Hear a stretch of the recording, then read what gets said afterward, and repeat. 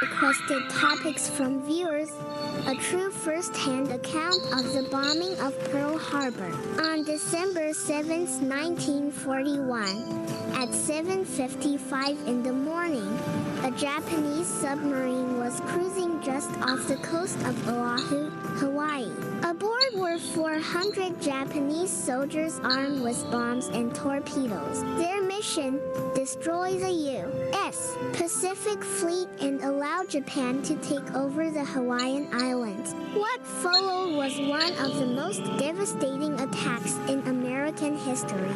Explosions rocked the harbor as hundreds of Japanese fighter planes began dive bombing the U.S. The attack lasted less than 2 hours, and when it was over, more than 2,400 Americans were dead, but some did survive. One of those survivors was a young man named Lou Counter.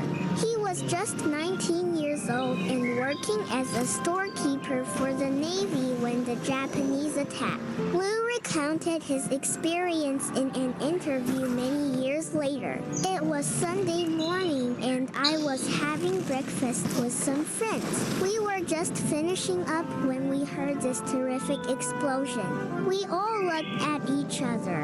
What was that? Then we heard another explosion and another one. It sounded like a boiler had exploded. Lou and his friends ran to the roof of the building they were in. That's when they saw the Japanese planes flying overhead. They were coming in two groups, one coming in from the south and the other from the west.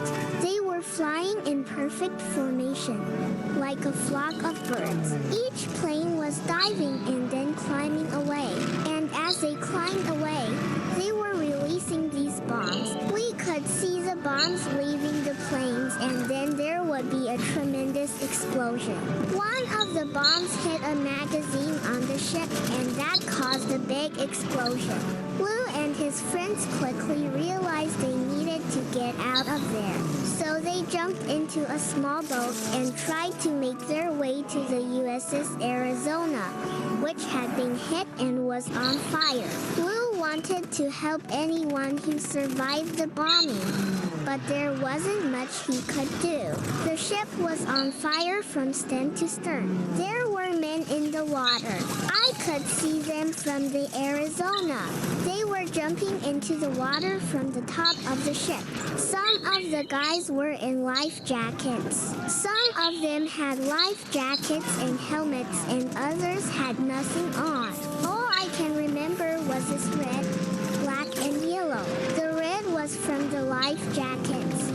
The black was from the smoke, and the yellow was from the flames. It was unbelievable. When the order came into abandon ship, Lou and the others got as close as they could to the burning vessel and began pulling survivors out of the water. By the time the attack was over, Lou had helped pull more than 30 men from the burning ship. Many of them had severe burns and were in bad shape, but they all made it. In the aftermath of the attack, Lou and the other survivors pulled more than 300 men from the water. Sadly, there were many who didn't make it. The bombing of Pearl Harbor was one of the deadliest attacks in American history. But the heroism of those who survived is a testament to the strength of the human spirit. If you want to hear more first-hand accounts from history's biggest events, stay tuned. Thanks for watching.